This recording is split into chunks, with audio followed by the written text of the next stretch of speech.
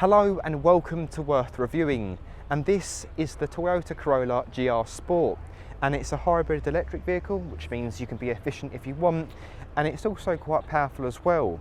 So in this video I'm going to jump in the interior, show you briefly around the front of the car and show you a bit of the back of the car as well in the boot, and after that I'll give you a quick test drive. So let's jump in and get started.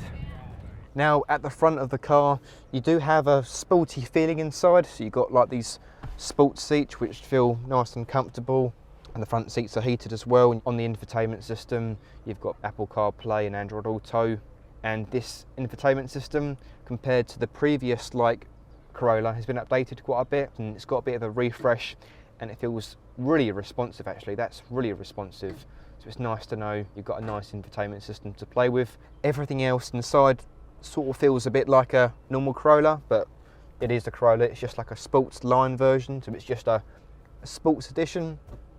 So hopefully you guys have seen as much as I can show you on the inside, and there's the back seats and there's the boot area, so you've got a decent space in there as well. So now I've shown you briefly around the interior, let's get on the road and see what it's like to drive. So guys, this is the Toyota Corolla GR Sport. It's from the division from the Gazoo racing team. This isn't the actual GR Corolla, it's just like the GR Sport, like a GR line. So anyway, under the bonnet is a 2-litre petrol engine with 181 brake horsepower, and of course when you're just driving this car normally, it's efficient, and being a hybrid you can drive the car without using a drop of fuel whatsoever. And as soon as you put your foot down or drive at higher speeds, you've got the engine as a backup, or gives you the power. Okay, so the Toyota Corolla is the best-selling car in the world, and I'm actually interested to see what this nippier and more exciting version is like. 181 brake horsepower.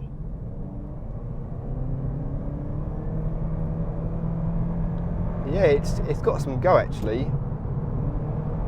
Now admittedly the automatic transmission is a CVT, and CVTs aren't fun to drive, they're not fun to use at all. You don't really even use them, it's just a single gear. There's no interaction with a CVT whatsoever. It's whiny, not very fun, but anyway, what is it like to drive around the corners? Let's give it the beans. Yes, it's fairly good. Grips quite well. I mean, the thing is that people who are looking to buy a Corolla won't really be interested in knowing what it's like at the corners, and even the people who might be interested won't really do it, because the Corolla it's the sort of car you use or get in at 3 o'clock in the morning when you're peed out of your head from drinking too much and on God knows what else. So the Corolla starts, the base Corolla starts at about 24-25 grand, but this Corolla, this GR Sport, I believe starts at around 30-ish grand. If you was to say to me, hey Sam, I'm looking at buying a Corolla, what model should I get? I wouldn't necessarily say the GR Sport, only because the fact of, well, although it's not a sports car, it's just a sports trim level with a fairly nippy engine.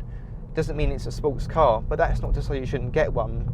But personally, I wouldn't really recommend the GR Sport. It just doesn't feel necessary in a way. That's just personally what I think. But overall, it's a nice car. Nothing to dislike really. I mean, the instrument cluster is it's okay, but just I don't really like the look of it, but it's just a personal taste at the end of the day. Guys, I do hope you found the video useful. If you liked it, give it a like, share it with your friends. And if you want to see more reviews or videos like this, then please hit subscribe. Thank you all for watching Worth Reviewing.